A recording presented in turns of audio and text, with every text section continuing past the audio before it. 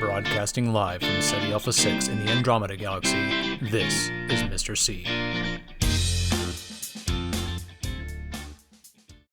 Can you believe it's Thursday already? And you know what that means? I can see the weekend from here. Woohoo! Hey, we've got several huge SSRs I want to tell you about. Sorry about my voice, allergies, I think. But anyway, just making sure you've done your do nows, yeah? Every day, do nows. So when you pop in the room, LP comes out, lesson planner, homework in your LP, goes in there right away. Journals come out, ready to write on the appropriate day. Are you putting a date on your journal so you know when you took that information? You should. And then red pen, because you're going to grade the second lake level paper, which I will refer to in just a little bit. If you'll take out your scientific method paper, this one right here, on tomorrow's test, and I'll refer to this in a little bit, I'm going to give you, there'll be at least, I would say, 8 points from this. So you want to take out your scientific method paper. Now I'm trying to go relatively slow enough to give you time to get everything, to get all your gear ready, but when you come in, start doing it on your own, and Mr. Gilbert will encourage you to do all of these do-nows, to take care of all of those. I've got a number of things to tell you about. First, one huge SSR, and then I'll save the second one till later. Are you aware that the temperatures for highs tomorrow and so Friday and Saturday will have dropped 20 degrees for the high temperature and the low temperature? That is amazing. Mr. C, do you think it's the start of September cool down? I think it could be. I don't think, I could be totally wrong. I know we'll hit 100 degrees again and a few degrees higher, but I'm hopeful we now won't go above 110 anymore. You too, probably. So anyway, isn't that good news? That's just good news. So anyway, I'm going to go over now what is going to be on the test. So I'm going to let you know, I do this every Thursday. So use that red pen. I ask you to take it out. So you've got your red pen. I'd like you to red dot the things that I tell you in your journal and on your verse sheet that I'm going to ask you on the test. So now, by the way, just a reminder, can you go back and watch the video again if you missed something? Yes. And Mr. Gilbert's going to work at making sure in the classroom that you've got everything that you need to have, that you've got it down. If you've got a question, that you can get an answer to your question. So first, I'm going to ask you about the planet pairs. There are 2 planet pairs right now that are on the table. You know, I've got a special going over the next 2 to 3 weeks. If you view one of these planet pairs, get a parent signature, turn it into the basket, turn it in to the correct shelf. Each one, this is generous, I think. But I want you to look. I want you to look at these planet pairs. So I'm willing to incentivize the point total for them, 10 points each.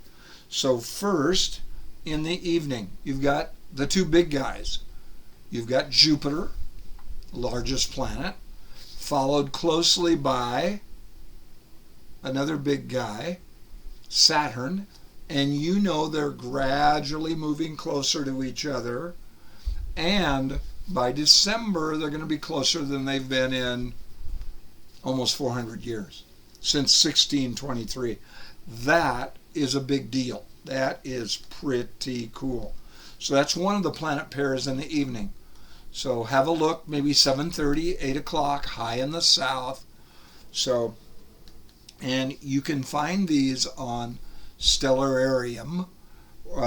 They're there, so you can see them high in the south, those two planets. By the way, what is the word that means they're going to come close to each other? It actually has the word join in it in the original. Conjunction from conjoin. So anyway, they're coming closer and closer. The morning, real early in the morning, Mr. C. Too early. But it might not be. Think about it. So 5:30, 5:40-ish, and the sun is coming up later and later. So anyway, maybe even 5:45 next week. You can still see them. High in the east, Venus, shining very, very brightly.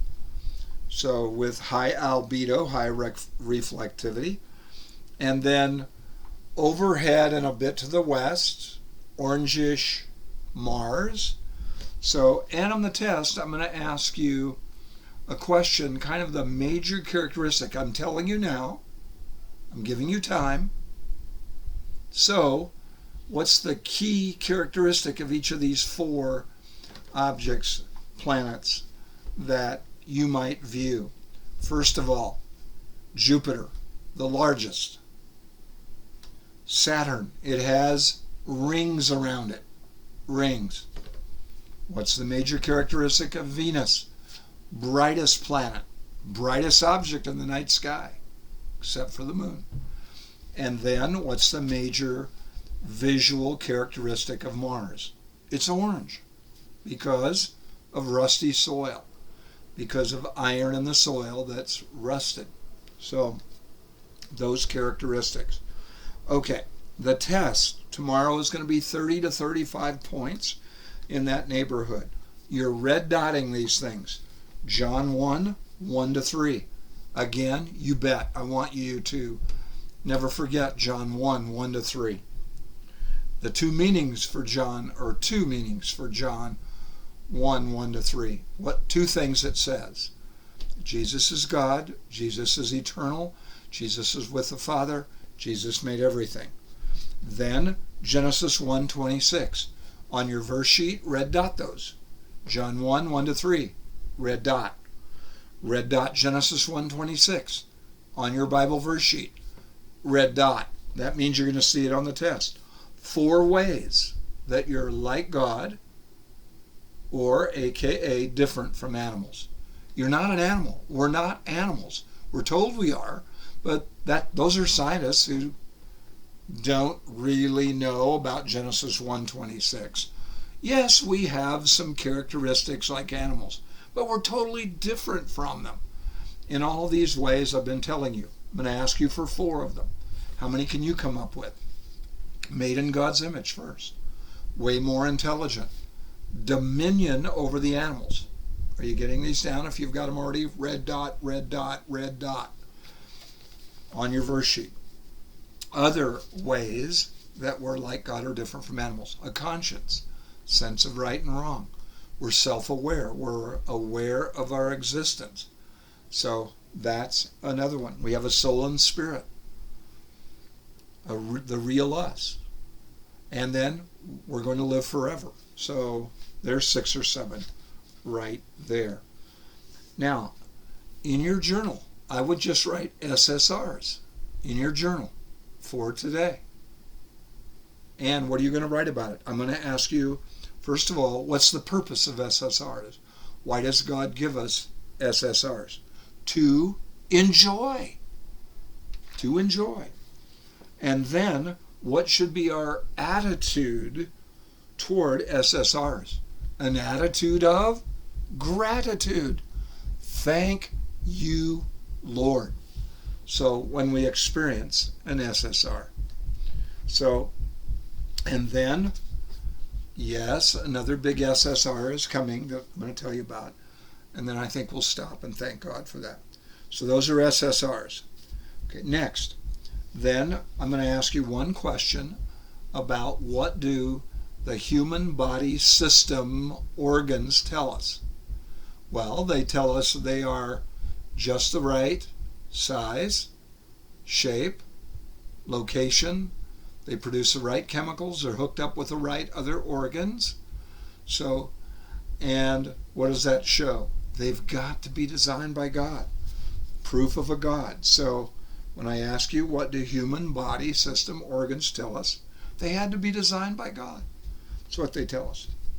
I'm also going to ask you about the speeds of the earth. I'm not going to ask you for specific speeds. I already told you that. The earth rotates at 1,000 miles an hour. It's traveling through space around the sun at 67,000 miles an hour. The star that's attracting it and holding it in place, its glue, the gravity of the sun, that star, our sun, is moving at 450,000 miles an hour, almost 500,000 miles an hour in the Milky Way galaxy. The Milky Way galaxy, we've determined, is moving through the universe at 1.3 million miles an hour. Now, what's the point about all these just right speeds? They were put there by God with those speeds so that they would stay separated from each other and keep following their orderly path. So, which proves that God designed them. So they don't run into each other. Mr. C, once in a while something runs into something else. In the solar system, I know that. Is it rare? Yes, it is. So the speeds show or prove that God exists because of their orderly paths that they continue to follow. And then I already said I'm going to ask you about the planet characteristics of major things. I'm going to ask you about the major pairs. Jupiter and Saturn go together, and Venus and Mars now are together in the morning skies. I'm going to ask you about the two kinds of germs, maybe 6 questions on germs. What are the very tiny germs called? Starts with V, viruses, virus. And what medicine do you use to kill them that have been invented by man? V for vaccine. Vaccines kill viruses. So those two. AB, antibiotics kill bacteria. And bacteria are bigger, not that much bigger, but bigger of the two main kinds of germs. So there's 4 points right there on germs. And then the scientific method. Red dot these. I'm going to ask you for what do we call the question that we want an answer to in science. Boy, my voice is not good. Sorry, I'm going to get something to drink.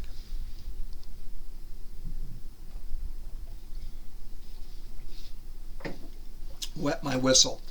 The problem is what we want to find out. I'm going to ask you that. Then I'm going to ask you what you call a scientific guess. Red dot it. Hypothesis. Problem, red dot. Hypothesis, red dot. What do you call any difference in an experiment? A variable. Things that vary or are different. So I'm going to ask you about variables. I'm going to ask you what controlling means. I asked you yesterday above control to put same. When you control the variables, you keep them the same. So yesterday when I did this experiment for you, the classic Galileo, not Galileo, sorry, but Isaac Newton experiment. Okay, so anyway, same objects as far as shape, relatively. Now, ideally, they would be the same shape. Okay, you drop them from the same height at the same time, so they'd fall at the same speed, maybe or maybe not. So that's what you want to find out. And then you watch what happens. There are a few other variables that are the same, what they fall through. You ideally would want them to fall through no air, aka a vacuum. Those are controlled variables. you keep them the same. Differences, you keep the same.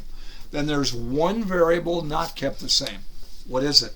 The different masses of the two objects, and therefore their different weights. So they don't weigh the same, and you want to see if that affects the way they fall, their speed. So that's the one variable not controlled. Okay? See if you can answer these questions without looking, just in your head. What do you call the question step? Problem. The scientific guess step, say it yourself in your head. Hypothesis. What do you call any difference? A variable. What do you call the word that means to keep the variables the same? Controlled. How many variables are not kept the same in an ideal experiment? Just one. Red dot that I'm going to ask you. The one variable not controlled. Put a dot by one. And then you've got the diary step where you write down what happened.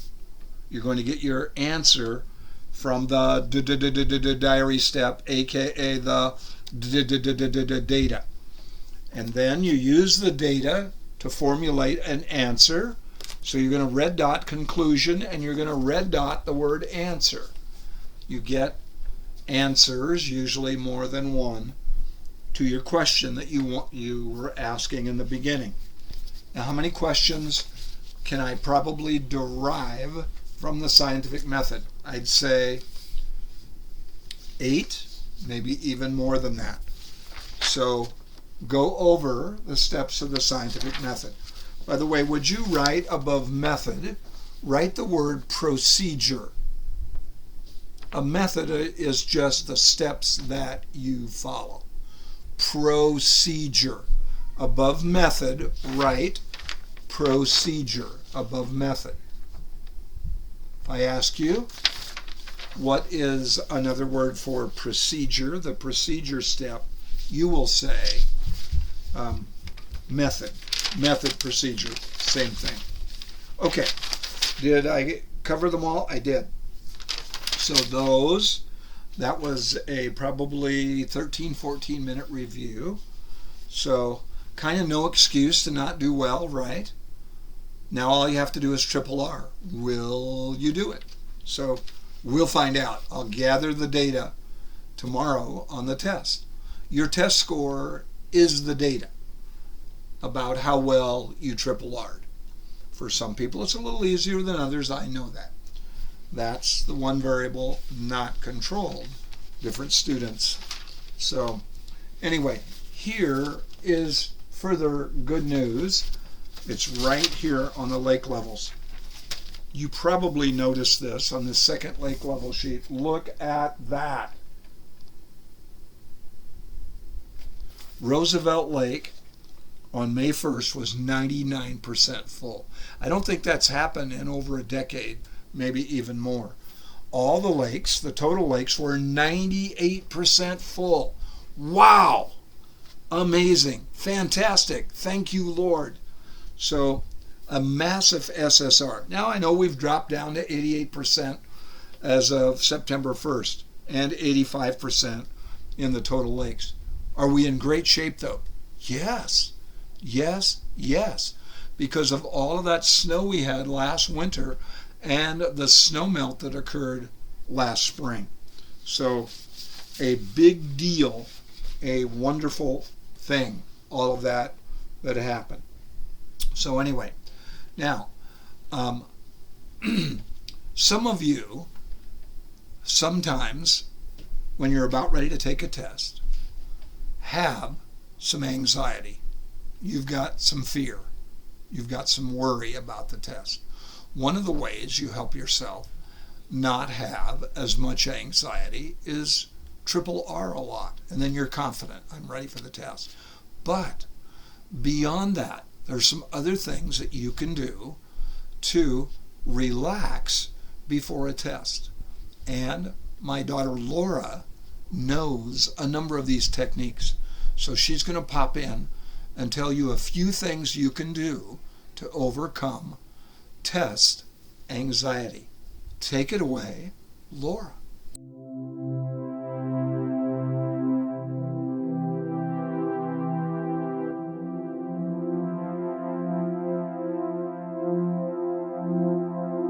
So today on Your Magnificent Brain, Learning with Laura, I wanted to talk about anxiety, and specifically anxiety when dealing in a testing situation. I know by saying that, someone who experiences anxiety significantly could be having a response even to that word. So I wanted to kind of unpack all of that and really talk about what the benefits to having that physiological chemical response to a stress, how that can help you in a testing situation, and also if it gets to be too much, how to manage it. So in the interest of full disclosure, I actually experience both testing anxiety and anxiety in a speaking in public situation pretty extensively. So any of the recommendations I make here are going to be ones that I've tried out myself. Everyone manages their own levels of anxiety however they need to. So there are many other tips and tricks you can follow.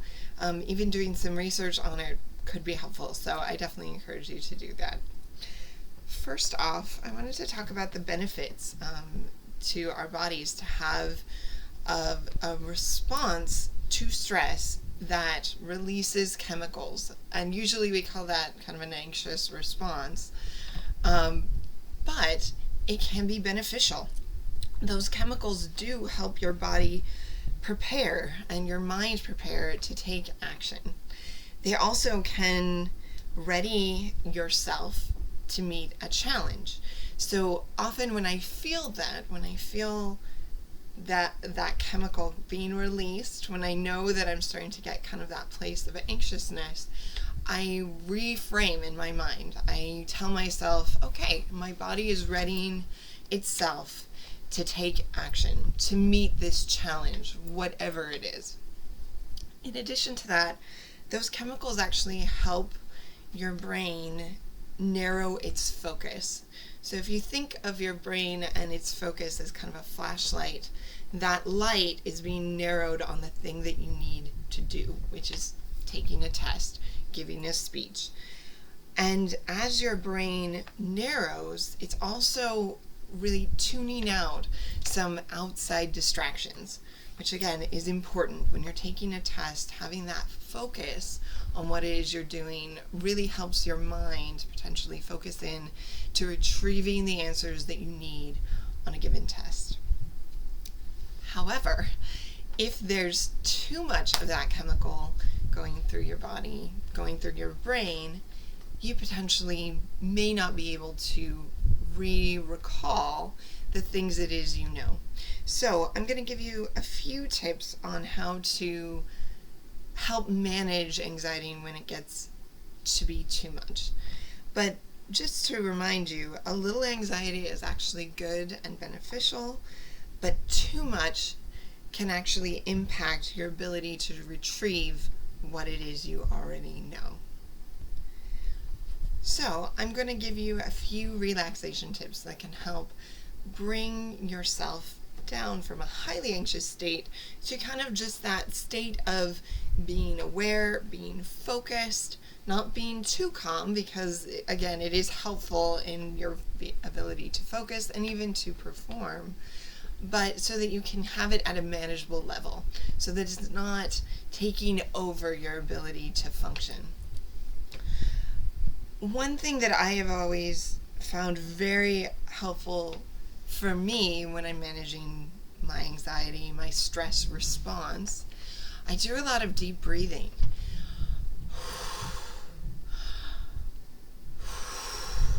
Slow and steady, deep breaths can really help your body kind of start to equalize and start to get to that point where you're getting enough oxygen, your brain is getting the oxygen it needs, but you can focus. So keeping that balance and taking deep breaths whenever you need to. Oxygen is very important in really how your body functions, but also how your brain functions. So making sure you're taking those slow, steady, deep breaths. They don't have to be loud, but make sure that you're getting that oxygen. Also, even closing your eyes, if there's a lot going on in the room, closing your eyes for a moment, refocusing, kind of re-internalizing your thoughts. So you're thinking about the test and not what's going on around you, not the noise in the classroom around you. Sometimes having a thought that you're focusing on or a feeling. So for instance, think about what it feels like with your feet on the ground. Center yourself in that space. That can be very helpful in, again, recentering, not letting the anxiety overwhelm you. Also, tuning out outside stimuli. So purposefully kind of focusing in, if the teacher is about to start, focusing in there, moving all your center of focus, your eyes, your ears, focusing in on what's happening at the front of the class rather than what's going on around you. In addition to that, often we have messages that are going on in our minds that we may not even be paying attention to. Often they're subconscious. So I'd say in your mind, repeat something over and over again, a message, not out loud, but over and over again. Tell yourself in your mind, I'm ready for this, I'm ready for this, I'm ready for this.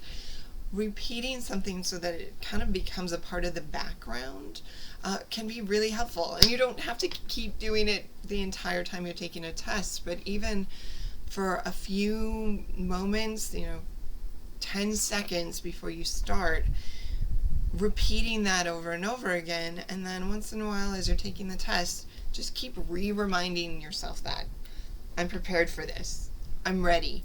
Whatever message helps you focus and remind yourself that you've prepared for this and you're ready to go, and that all of this kind of these chemicals in your body that are getting you ready to act, they're getting you ready to be able to meet the challenge. So just keep reminding yourself of that all of this is to help me meet that challenge of taking this test.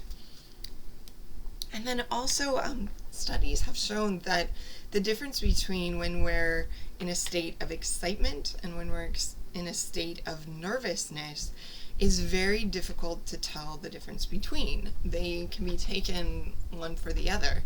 And a study was done where basically people had to come into a test situation, take the test, and they were able to either say nothing before it or say out loud, I'm nervous, or say out loud, I'm excited. And the ones who were assigned to that group that were able to say, I'm excited, actually performed better. So tell yourself you're excited, even when you're feeling that butterfly feeling, or when you're feeling that kind of shortness of breath. Tell yourself you're excited, that you are ready to meet this challenge, and you're excited to be able to meet the challenge. And just by flipping the script, by changing the context of how you view the situation, it can help you in order to meet that challenge of taking a test. Also, I wanted to, in connection with that, kind of state that what we tell ourselves about a situation tends to be more important than the situation itself. So when you tell yourself positive messages, when you tell yourself you're ready, when you tell yourself you can do this, that is more important than the situation you're facing, how you go into it. Because if you tell yourself that you can't do it, you'll probably not be able to do it because you're already telling yourself you won't be able to. So reframe how you're looking at different challenges you come up against. If you tell yourself you can do it, you're more likely to be able to do it. In addition to that, I mentioned earlier that treating your mind like a flashlight. We are able to change the focus of our mind. It feels like we don't have a lot of control over the messages in our brain, over what we focus on, but we do. And taking that control, changing the focus of our mind, reframing the messages that we say to ourselves is really a game changer when we come up against things that are stressful and that really do put us in a place where we either have to kind of fight or take flight. And I think that reframing all that can be really important. In addition to that, as we talked about last week, there are some things that can help you in preparing for a test that it can also really help manage your stress response. Keep it in that place where you're ready to go, you're ready to act, but it doesn't become overwhelming.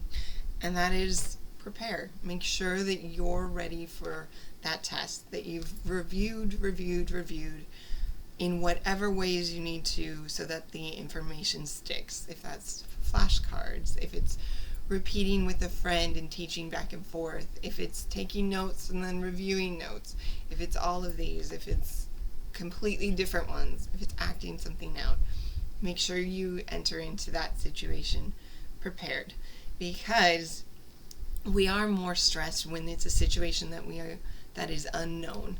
If it's something that we know and we're ready for, then it just becomes the simple act of really just reminding ourselves what we already know and clearing out some of that stress so that we can remember what it is we already know. Also, as I said last week, exercise. Exercise can be a great way to relieve any stress or anxiety. Exercise the night before, and make sure to review notes before taking a test. That will remind you of the things you already know. Eat well. Make sure you're well hydrated. Make sure all your everyday needs are taken care of so that you don't have those outside stressors or signals competing with your memory, your ability to recall information. And then make sure to get good sleep. After doing a review of the information, make sure to get good sleep. That helps in recall, and that will help kind of manage that anxious response. Remind yourself that you've got this, that you are prepared, that you can do this, and when you feel that any anxiety kind of filling your body and your mind, remind yourself that that's your body preparing itself to take on this challenge. I hope this information was helpful. I will be back again next week with a few more tips and information about your magnificent brain. Mr. C wanted me to let you know that tomorrow in class, bring your free reading book so that you can read it after the test is done. And I hope that you have a great rest of your week. Thanks. Bye.